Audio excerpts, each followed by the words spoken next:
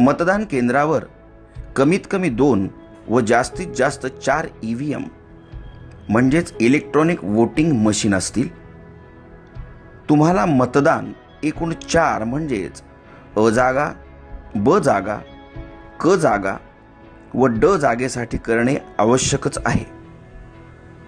उमेदवारांच्या संख्येनुसार या 4ही जागांची आखणी EVM मशीनवर होईल.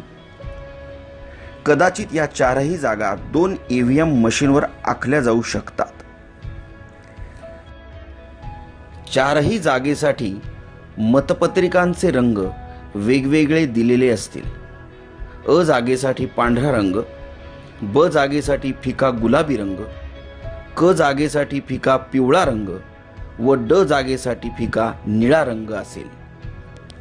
प्रत्येक मशीनवर उमेदवाराचे नाव व त्याचे निवडणूक चिन्ह असेल. अ जागेखालील योग्य उमेदवारासमोरील बटन दाबा, लाल लाईट लागेल. याचा अर्थ अ जागेसाठी मतदान प्रक्रिया पूर्ण झाली. ब जागेसाठी हीच पद्धत वापरा.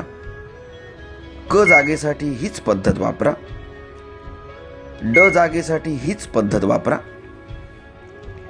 एखाद्या निवडणूक जागेसाठी उमेदवार योग्य व सक्षम वाटत नसेल तर मशीनवरील NOTA नोटा याचा अर्थ नन ऑफ अबव किंवा वरीलपैकी कोणी नाही असा होतो, ते बटन दाबू शकता.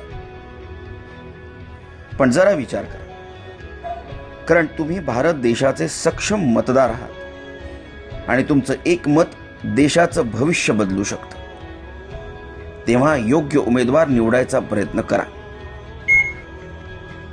ड जागेसाठी मतदान केल्यावर बजर वाजेल. याचा अर्थ तुमची 4ही जागांसाठीची मतदान प्रक्रिया पूर्ण झाली. धन्यवाद. तुमचं मत हीच तुमची ताकद.